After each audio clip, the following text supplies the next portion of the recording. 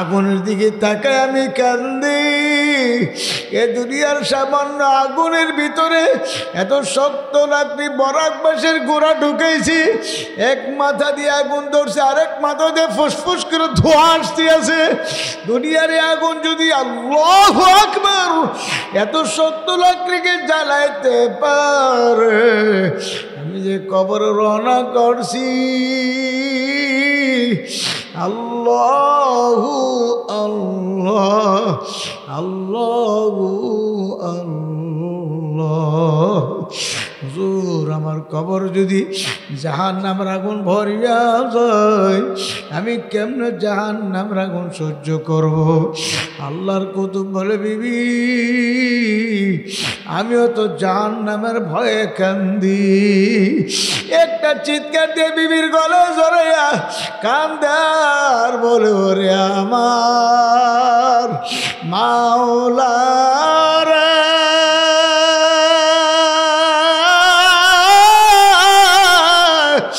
ওরে আমার মাবুদ রে, তুমি যদি মাফ না করো এ আগুন কেমনে সহ্য করব রে? আরে আল্লাহ, হে আমার মুরব্বী বাবারা, চরমনার ফজলুল করিম রাহমাতুল্লাহ আলাইহি বলে, ব্যাপার কি? আমার আব্বা জান গেল, কেউ সেও কেন আসে না? হুজুর বলল, ভাইয়ারা বোনেরা তোমরা বসো, দেখি বাবা জান গেল, সেও কেন আসে না? হুজুর ওই পাকঘরের দরজার সামনে যায় দেখতে আছে, হুজুরের বাবা মার গলা জুড়িয়া কান্দা, মা বাবার গলা জুড়িয়া কান্দা, আর বলে, ওরে আমার মাওলা রে,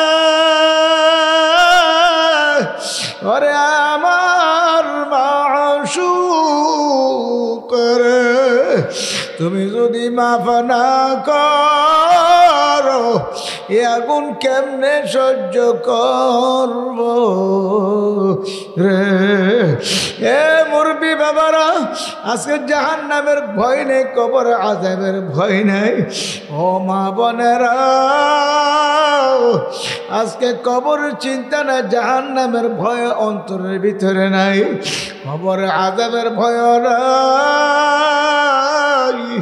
একটু ভালোভাবে খেয়াল করিয়ে নিয়ে, আল্লাহ আল্লাহ, আমার মাওলা পাক রব্বুল আলামিন এই যে কবরের ভিতরে কত কঠিন আযাব বানায় রাখছে, জাহান্নামের শাস্তি কত কঠিন আমার মাওলা বানায় রাখছে। ওই জাহান্নামের আগুন সহ্য করার ক্ষমতা কোনো মানুষের নাই। জাহান্নামের আগুন সম্পর্কে আল্লাহর হাবিব বলে, উম্মতেরা আমি জাহান্নাম পরিদর্শন করি আসছি, এই জাহান্নামের আগুন সহ্য করার ক্ষমতা কোনো মানুষের নাই। আমি জান্নাত পরিদর্শন করি আসছি, জান্নাত এমন শান্তির জায়গা যাকে একবার ঢুকানো হবে আর বাহির করা হবে না। কিন্তু বাবারে, জাহান্নামকে আমার মরা ফুলের বাগান দিয়া সাজাইছে চতুর্দিক দিয়া, আর জান্নাতকে কাটা তারের বেড়া আমার মাওলা দিয়ে দিছে। আরে জিব্রাইলকে ডাক দেয়া বলে, জিব্রাইল যাও আমার জান্নাতটা ঘুরে দেখে আসো, আমার জাহান্নামকে ঘুরে দেখে আসো। জিব্রাইল আলাইহিস সালাম জান্নাত দেখিয়া বলতেছে, মালিক এই জান্নাতের চতুর্দিকে কারাটারের বেড়া লাগাইছো, এই কারাটার ভেদ করিয়া তোমার বন্দাবান্দি জান্নাতে কেমনে যাইবে? আল্লাহ তোমার বন্দাবান্দি জান্নাতে কেমনে যাবে? এত ঠান্ডা শীতের মধ্যে ঘুম থেকে উঠিয়া নামাজ কেমনে পড়বে?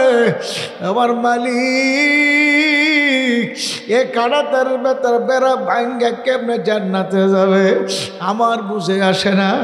জাহান্নাম দেখে আসলো, জাহান্নামের চতুর্দিক দিয়ে ফুলের বাগান সাজাইলো, ডাক দেয়া বলল, মালিক আমার তো ভয় লাগে ওই জাহান্নামের চতুর্দিকে ফুলের বাগান, ওই ফুলের বাগানের সৌন্দর্য দিকা চাকচল্যতা দিকা না জান আপনার বন্দা বান্দির জাহান্নামে লাফায়া লাফায়া পড়তে থাকে।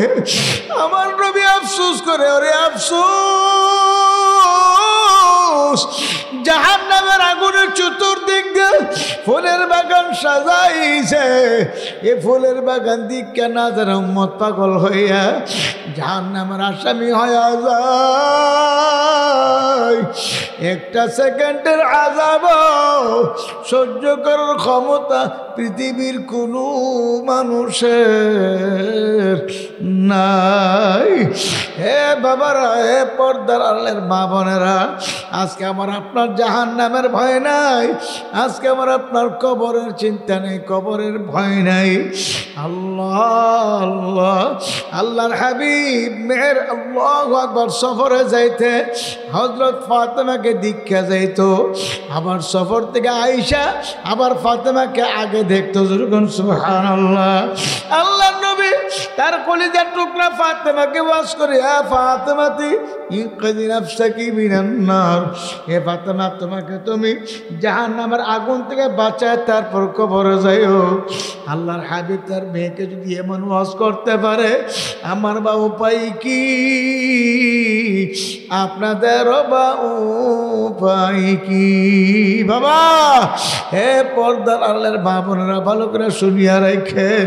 আল্লাহর হাবিবের কলিজার টুকরা হযরত ফাতেমা রাদিয়াল্লাহু আনহাকে কেন নেক দিয়া দুনিয়ার 5 কেজি চাউল দেওয়া যায় না। কবর গিয়ে যদি বলেন ফেরেশতাদের, ফেরেশতারা আমার কোনো কিছু জিজ্ঞাসা কইরো না,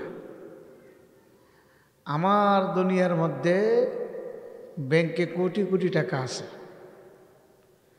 তোমাদেরকে 1 কোটি টাকা দিয়ে দিবে, আমার কিছু জিজ্ঞাসা কইরো না, চলবে? আরো জোরে কই না? দুনিয়ার মধ্যে ওই নেক দিয়া কিছু ক্রয় করা যায় না, আখিরাতেও টাকা দিয়া কিছু হবে না। কথা ঠিক নেবে ঠিক? তাহলে আখিরাতে লাগবে নেক, আখিরাতে কি লাগবে? আরো জোরে। পৃথিবীর যতগুলো দেশ আছে, প্রত্যেকটা দেশের যার যার মুদ্রা আছে কি নেই? বাংলাদেশের মুদ্রার নাম কথা কই না, টাকা। সৌদি আরবের মুদ্রার নাম কি? রিয়াল। কুয়েতের মুদ্রার নাম হলো দিনার। আমেরিকার মুদ্রার নাম হলো ডলার। কথা ঠিক? আখিরাতের মুদ্রার নাম হইল সোয়াব, সোয়াব অথবা নেক। কথা ঠিক নেবে ঠিক? বাবারে, দুনিয়ার ভেতরে এক এক দেশের মধ্যে এক একটা মুদ্রার নাম আছে। আখিরাতের মুদ্রার নাম হলো নেক। আল্লাহর রাসূল বলেন, কেউ যদি একবার সুবহানাল্লাহ সুবহানাল্লাহ পাঠ করে, আসমানের ভিতরে যত ফাঁকা জায়গা আছে সমস্ত ফাঁকা জায়গায় নেক দিয়ে পূর্ণ হয়ে যায়। আল্লাহর হাবিব বলেন, উম্মত কেউ যদি একবার সুবহানাল্লাহ পাঠ করো, বেহেশতের ভিতরে তোমার জন্য একটা গাছ হয়ে যাইবে। গাছটা হবে ফলের গাছ। এই গাছের মধ্যে যত ফল ধরবে সমস্ত ফলের মালিক আল্লাহ আপনাকে আমাকে বানাইয়া দিবে। যুরগুন সুবহানাল্লাহ। আল্লাহর হাবিব আরো বলছে, এক একটা ফলের ভিতরে কমপক্ষে 40 প্রকারের মজা থাকবে। সুবহানাল্লাহ। এত মজার ফল আমার মরা জান্নাতি বান্দা বান্দিকে দান করবে। এ আমার মুরব্বী বাবারা, ফজর নামাজের পরে জানামাজে বসে বসে 100 বার সুবহানাল্লাহ সুবহানাল্লাহ সুবহানাল্লাহ যদি কেউ পাঠ করে, আল্লাহর হাবিব সাল্লাল্লাহু আলাইহি ওয়াসাল্লাম বলিয়া গেছে, আমল নামার ভিতরে 100 গোলাম আজাদ করার সব জমা হয়ে যাইবে। এ বাবারা, গোলাম আমার নবীর জমানায় গোলাম বেচা কেনা হয়তো, ওই জমানায় একটা গোলাম ক্রয় করে আজাদ করে দিলে কত সওয়াব হইতো। আল্লাহর হাবিবের উম্মত 100 বার সুবহানাল্লাহ যদি পাঠ করতে পারো, তোমার আমল নামার ভিতরে 100 গোলাম আজাদ করার সব জমা হয়ে যাইবে। যদি ফজর নামাজের পরে 100 বার আলহামদুলিল্লাহ আলহামদুলিল্লাহ আলহামদুলিল্লাহ 100 বার পাঠ করতে পারো, 100 যুদ্ধের ঘোড়া সৎকা করার সব জমা হয়ে যায়। যদি 100 বার আল্লাহু আকবার আল্লাহু আকবার আল্লাহু আকবার 100 বার যদি কেউ পাঠ করে ফজর নামাজের পরে, আল্লাহর হাবিব বলেন তোমার আমল নামায় 100 উট কুরবানি করার সব জমা হয়ে যাইবে। অনুরূপ ভাবে মাগরিবের পরে যদি পাঠ করে হুবাহু সব আমল নামায় জমা হয়ে যাবে। যেরকম সুবহানাল্লাহ, ফজর নামাজের পরে সুবহানাল্লাহ আলহামদুলিল্লাহ আল্লাহু আকবার লা ইলাহা ইল্লাল্লাহ, এই জিকির করতে করতে দেখবেন সূর্যটিয়া পরিষ্কার হয়ে গেল। সূর্যটিয়া পরিষ্কার হয়ে যাওয়ার পরে 2 রাকাত বা 4 রাকাত এশাকের নামাজ যদি কেউ পড়তে পারে, আল্লাহর হাবিবের উম্মত তোমার আমল নামায় একটি কবুল হজ আর একটি কবুল উমরার সব জমা হয়ে যাইবে। কিয়ামতের ময়দানে বান্দা বান্দি আমল নামার ডান হাতে যখন পাইবে, আমল নামা দেখিয়া দেখবে আমল নামার ভিতরে হাজার হাজার লক্ষ লক্ষ গোলাম আজাদ করার সব, হাজার হাজার ঘোড়া সৎকা করার সব, হাজার হাজার উট কুরবানি করার সব, হাজার হাজার লক্ষ লক্ষ আল্লাহু আকবার হজ করার সব, উমরা করার সব। সুবহানাল্লাহ, ডাক দিয়ে বলবে মালিক আমার জীবনে কোনোদিন আমি কোনো গোলাম আজাদ করি নাই, আমার আমল নামে তো গোলাম আজাদের সব কীভাবে আসলো? আমার জীবনে আমি কোনোদিন হুজুর মালিক আমি কোনো যুদ্ধের গোড়া সৎকার করি নাই, হাজার হাজার লক্ষ লক্ষ যুদ্ধের গোড়া সৎকার সব আমল নামে হাজির হয়ে গেল। মালিক আমার জীবনে কোনো উট সরাসরি দেখি নাই, উট জবাই করব কোরবানি করব দূরের কথা, আমার নিজের জীবনে সরাসরি উট দেখি নাই। আমার আমল নামার ভিতরে হাজার হাজার লক্ষ লক্ষ কোটি কোটি উট কোরবানি করার সব। যেরকম সুবহানাল্লাহ। হে মালিক এ সবগুলো কিভাবে আমার আমল নামায় আসলো? আমার আল্লাহ ডাক দিয়ে বলে বান্দা বান্দি রে, প্রত্যেক দিন ফজরের পরে মাগরিবের পরে আমার জিকির তাসবিহ তাহলিল আদায় করছো, সুবহানাল্লাহ আলহামদুলিল্লাহ আল্লাহু আকবার লা ইলাহা ইল্লাল্লাহ জিকির করছো, আমি আল্লাহ তোমার আমল নামে খুশি হইয়া এই সওয়াবটুকু দান করছি। যেরকম সুবহানাল্লাহ। আল্লাহর পয়গম্বর বলে উম্মত তোমার ফরজ ইবাদত বন্দেগী, তোমার নফল ইবাদত, তোমার ফরজ ইবাদত বন্দেগী, তোমার ওয়াজিব ইবাদত বন্দেগীর মধ্যে যদি ত্রুটি বিচ্যুতি হয়ে থাকে, ও ত্রুটি বিচ্যুতিগুলো আমার আল্লাহ নফল সওয়াব দিয়ে পূর্ণ করিয়া দিবে। সবাই বলেন সুবহানাল্লাহ। কিন্তু আফসোস, মুসলমানের ঘরের জন্ম নিয়ে মুসলমান হইলাম, কিন্তু মুসলমান হওয়ার পরও দেখা যায় গুনার কাজে লিপ্ত হয়ে যায়, নাফরমানিতে লিপ্ত হয়ে যায়। গুনাহ করতে করতে নাফরমানি করতে করতে আল্লাহ ওই নাফরমানি গুনাহ করতে করতে গুনার আড্ডায় বসতে বসতে নিজের নফসকে ধ্বংস করে ফেলাইছি, শয়তানের ধোঁকা ওয়াসওয়াসা পড়ে নিজের চরিত্র ধ্বংস করে ফেলাইছি। আরে বাজানারা ভালো করে বুঝিয়ে নেন, বোঝার জন্যে মাহফিল। আল্লাহর হাবিব সাল্লাল্লাহু আলাইহি ওয়াসাল্লাম ইরশাদ করেছেন, আল্লাহ আমার মাওলা মাওলা তো বন্দাবান্দির দিকে চাইয়া রয়েছে। আল্লাহ পাক রব্বুল আলামিন বন্দাবান্দির তামসা, বন্দাবান্দির বিচার চায় চায় দেখতে আছে। বন্দাবান্দি আবার মাওলার নিয়ামত ভোগ করে, আমার মাওলার নিয়ামত খাইতে আছে, কিন্তু আমার মাওলার শুকরিয়া আদায় করে না। আমার মাওলার নিয়ামত খায়ালিয়া ভোগ করিয়া আমার মাওলার হুকুম ঠিকভাবে মানে না। আমার মালিক ডাক দিয়ে বলেন, মুখ খারামের দলেরা, আমি তোদেরকে আমার বিচার চায় চায় দেখতে আছি। আমি মাওলা তোদের উপর আমার বিচার ছাড়িয়া দিলাম। এ নিমুখ কারণ নাফরমান নিজের বিচার নিজে করিয়া কবরে আইস। যদি নিজের বিচার নিজে করে কবরে আসতে পারো, তাহলে তোমাদেরকে আমি মাওলা, আল্লাহু আকবার, ও আখিরাতের রাস্তাকে সগম করে দিব। যেরকম সুবহানাল্লাহ। নিজের বিচার নিজে কিভাবে করবে? আমার মালিক বলেন, মুখ খারাম দলেরা, আমি তো মাওলা চায়া চায়া দেখতে আছি। আমার নিয়ামত খায়ালিয়া ভোগ করিয়া আমার হুকুম নামাজ আদায় করলা না, আমার হুকুম মোতাবেক চললা না। আমি মাওলা পাক রব্বুল আলামিন দেখি, আল্লাহু আল্লাহ, আমি মাওলা তোর বিচার চায়া চায়া দেখতে আছি। আমি মাওলা এত সুন্দর তোর চক্ষু দান করলাম, আমার দেওয়া চক্ষু দিয়া দুনিয়ার কত কুদরত কত কিছু দেখলি, আমি মাওলাকে চিনলি না। নিমুখ খারাপ, আমার দেওয়া চক্ষু দিয়া কত নিয়ামত দেখলি, কত কুদরত দেখলি, আমি মাওলার নিয়ামতের শুকরিয়া আদায় করলি না।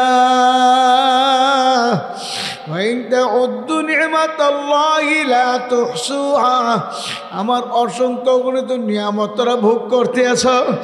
আমার নিয়ামত খায়ালিয়া ভোগ করিয়া আমার হুকুম মানলি না। আমি দৈনিক 5 বার তোদেরকে ডাকতেছি, আয় হাইয়া আলাস সালাহ, আয় নামাজের দিকে আয়, হাইয়া আলাল ফালাহ, আয় কামিয়াবির দিকে আয়। আমার হুকুম নামাজ আদায় করলি না। আমি মাওলা তোদেরকে দৈনিক 5 বার ডাকলাম, একবারও নামাজে পাইলাম না। আমি তোদেরকে দৈনিক 5 বার ফজরের সময় ডাকলাম, মাগরিবে ডাকলাম, এশায় ডাকলাম, জোহর আসরে ডাকলাম, আমি মাওলা তোদেরকে পাইলাম না। আমি মাওলা কিন্তু সারব না।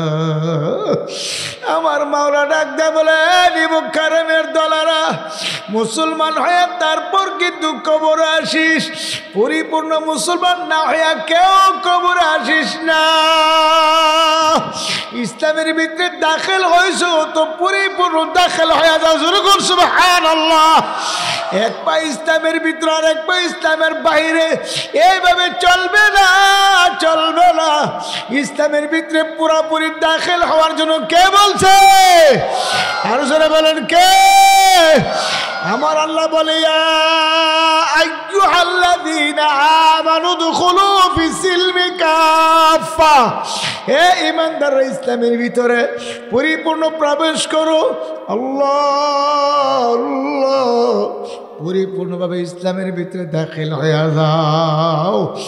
এখন আমার শায়েখ মুর্শিদ বলতেন, এক পা ইসলামের ভিতরে আর এক পা ইসলামের বাইরে, অর্থাৎ এক পা ঘরের ভিতরে আর এক পা ঘরের বাইরে। লোকটাকে কেউ বলবো না লোকটা বাইরে, কেউ বলবো না লোকটা ভিতরে, সবাই বলবে লোকটা বাইরেও না ভিতরেও না, মাঝামাঝি অবস্থায়। কথা ঠিক নেবে ঠিক। দরওয়াজার মাঝখানে যদি কেউ দাঁড়ায়া থাকে, এক পা ভিতরে আর এক পা বাইরে রাখে, কেউ তাকে পছন্দ করে না, ভালোবাসে না, কেউ তারে ভালো বলে না, সবাই তারে মন্দ বলে, গালিগালাজ করে, তাকে ধমক দিয়ে হাম্মুক। এক পা বাইরে আর এক পা ভিতরে, কেমন ভাবে দাঁড়ায় রইছ?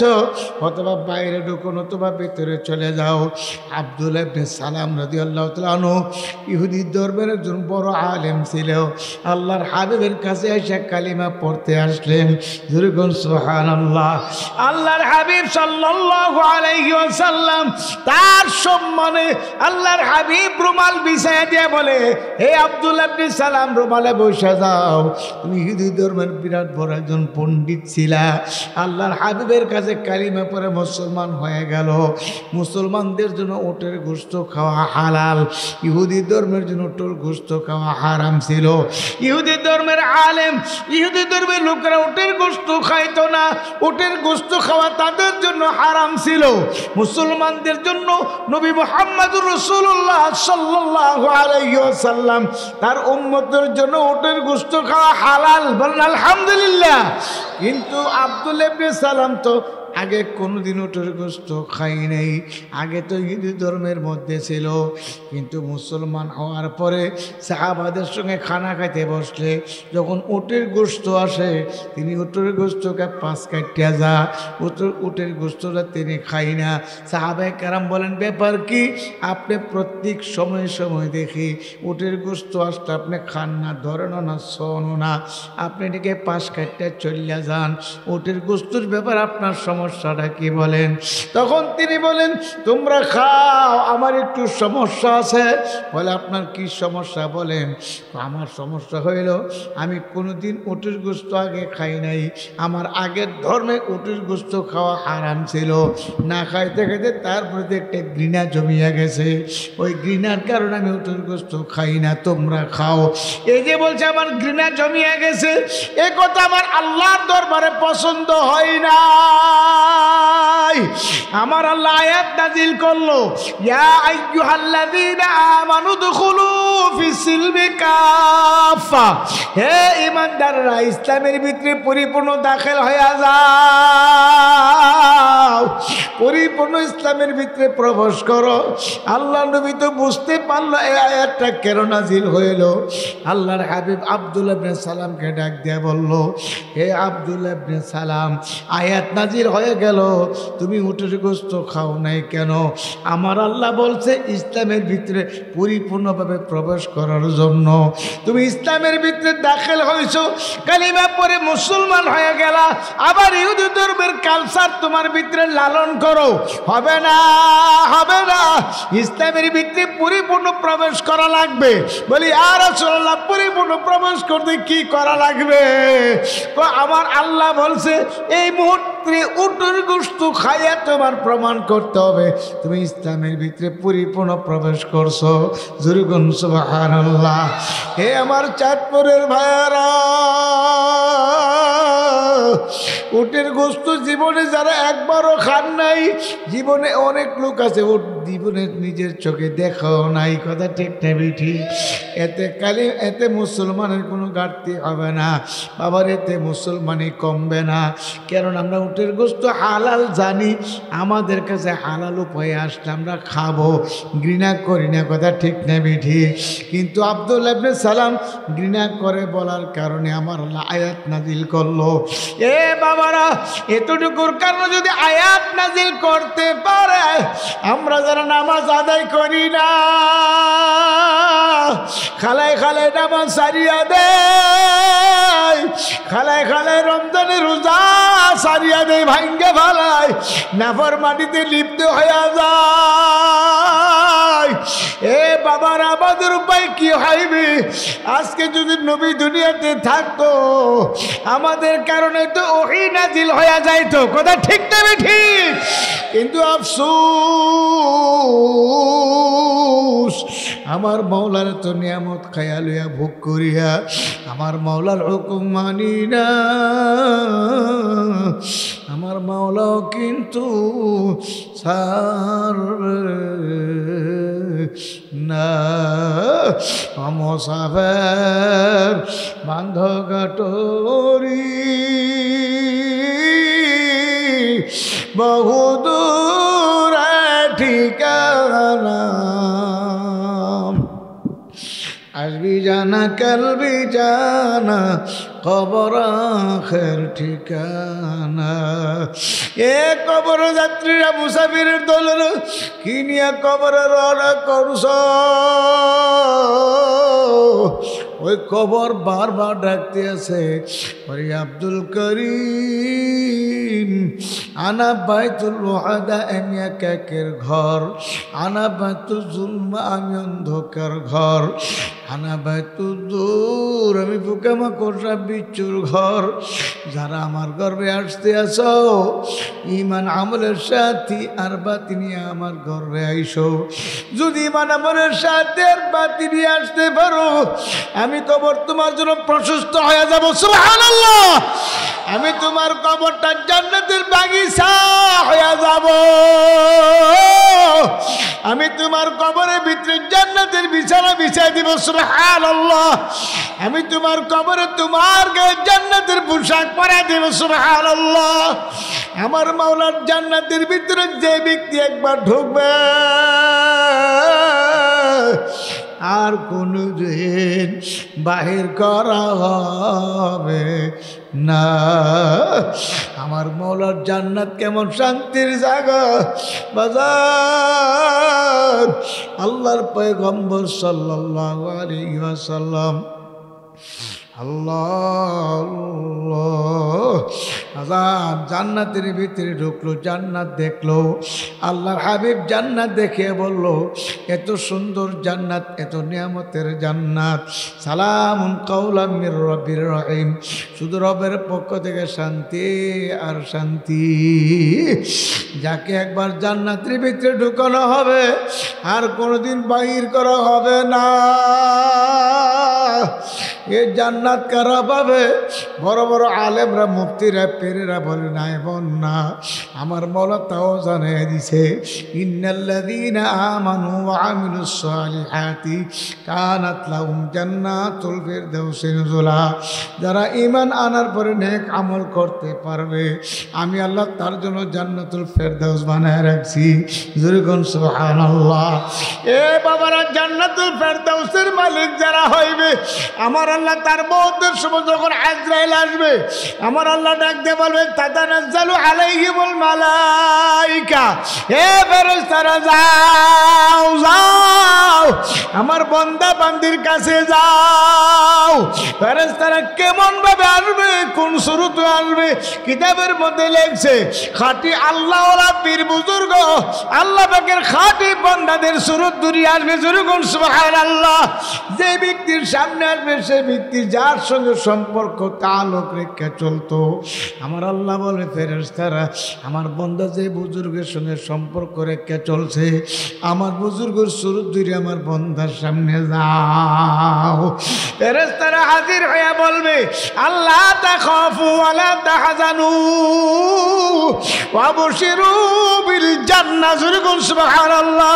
ফেরেশতারা সে বলবে, আল্লাহ পাকের নেককার বান্দা বান্দি, তোমার কোনো ভয় নাই, তোমার কোনো চিন্তা নাই, তুমি যে মাওলার জান্নাত কামাই করছো, এই যে জান্নাত দেখা যায়। যেরকম সুবহানাল্লাহ।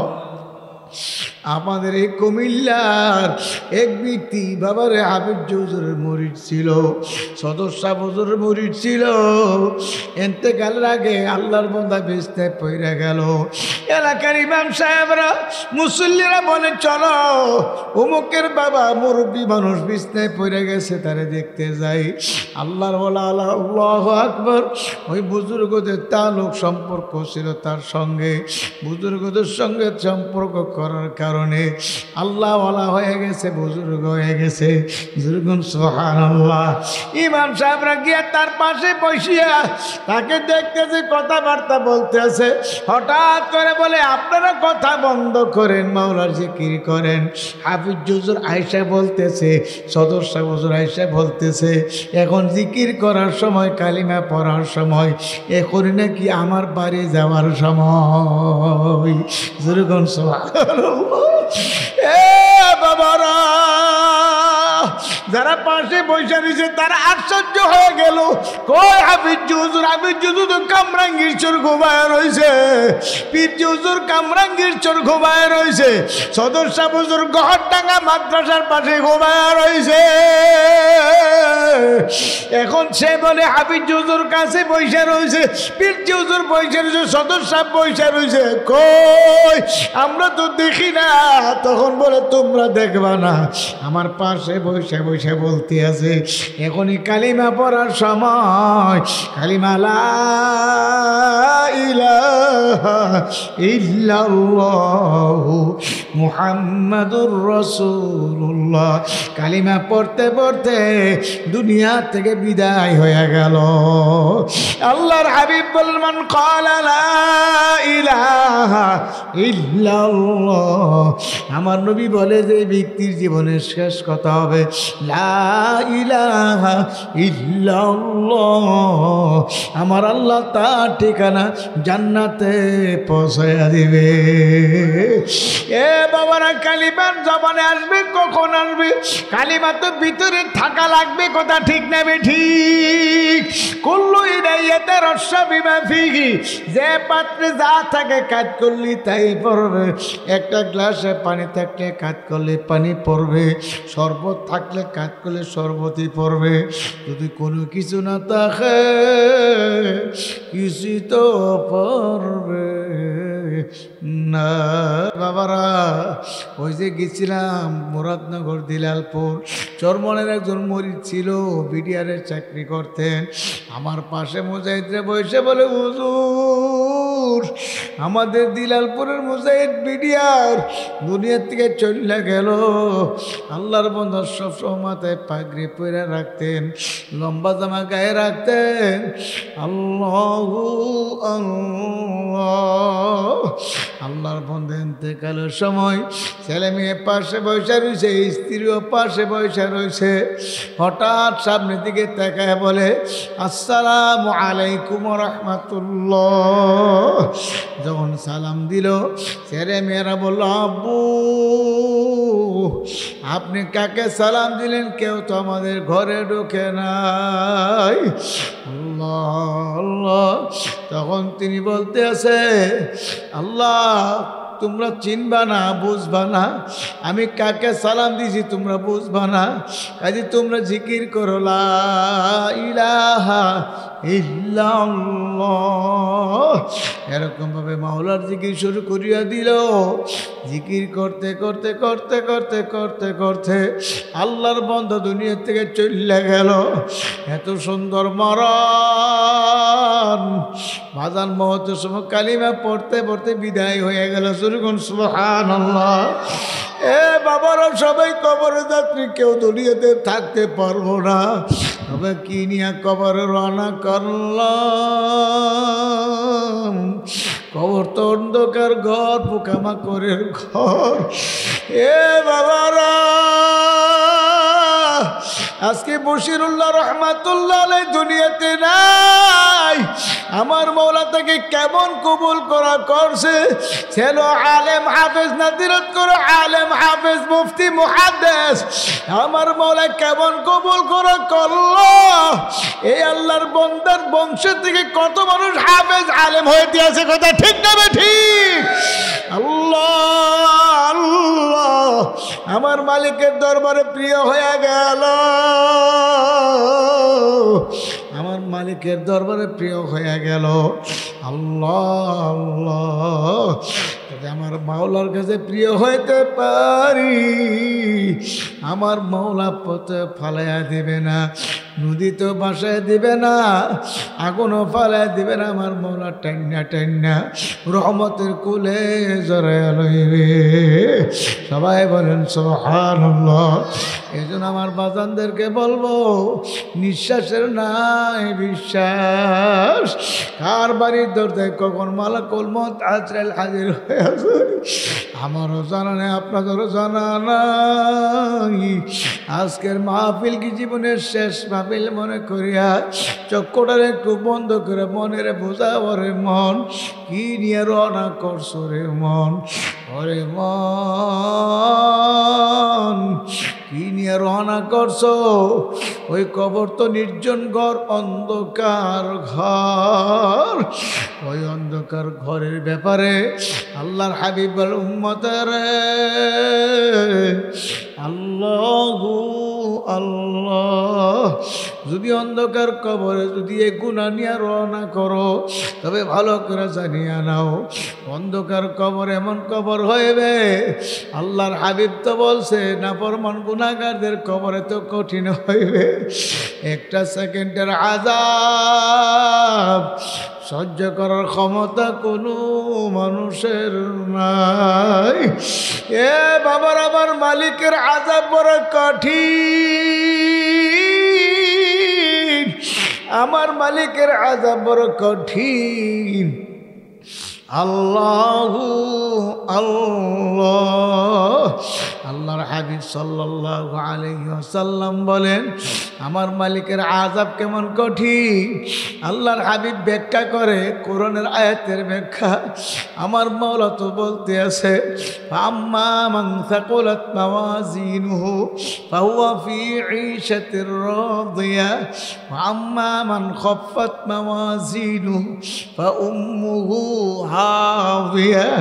আমার আল্লাহ বলে হাবিয়া জাহান্নাম কেমন কি তোমরা জানো?